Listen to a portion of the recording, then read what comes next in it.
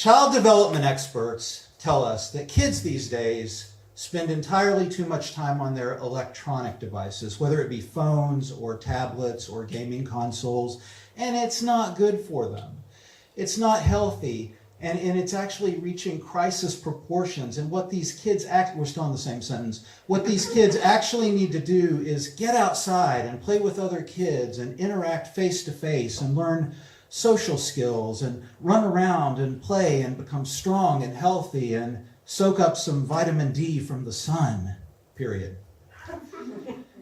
I don't know how much of a crisis this is or if it actually is a crisis. I don't know anything about child development, thank God.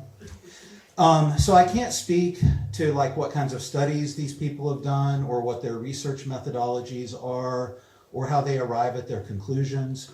The only thing I can say for sure about these child psychologists is that they don't have to actually live next door to any of the little fuckers.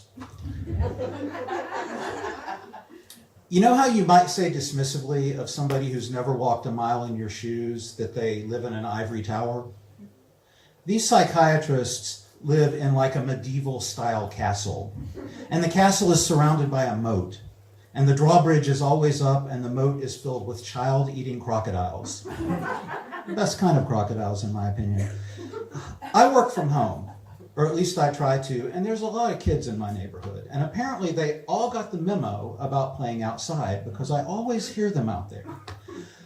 I can't really describe their games in detail other than to say that they seem to involve running around in circles and screaming incoherently at the top of their lungs. I would love to have one of these child psychologists come to my house and try to actually get some work done while these kids are playing their game of pin the tail on my last fucking nerve. Maybe they would be fine with it. Maybe this would be their reaction.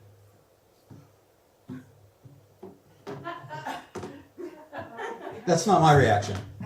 My reaction is, hey! Can any of your broke-ass parents afford a PlayStation? Tell them I'll go halvesies or three-quartersies. That would be great if they're playing video games all day. I realize they would still be making noise, but in case you've never noticed it, walls are great at absorbing sound. Probably the best thing about walls. And let's be real here for a second. Would it be the worst thing in the world if these kids were playing video games all day? Maybe I'm not some big shot child psychologist, but I seem to remember hearing that the development of hand-eye coordination was supposed to be important. These kids play enough video games, they can go straight into the military as snipers. And they can still interact with their peers. They can get online and interact with peers on the other side of the world, learn about other cultures or whatever. Also, what's so great about sunlight? Ever hear of skin cancer? And, not to take this in kind of a dark direction, but I think the last few years have shown us, and let's be really honest with ourselves here, if we look at the way our species handles a crisis, we're going to have some more pandemics. We're probably going to have back-to-back-to-back pandemics, which means that these kids are probably going to grow up to work from home. I say the sooner they get used to sitting at a desk and staring at a screen for 10 hours a day, the better. So if any of you out there have kids, oh, congratulations. Also, get your kid that gaming console they've been asking for. Yes, especially if they live in my neighborhood. But even if they don't, they'll thank you now and they'll thank you later.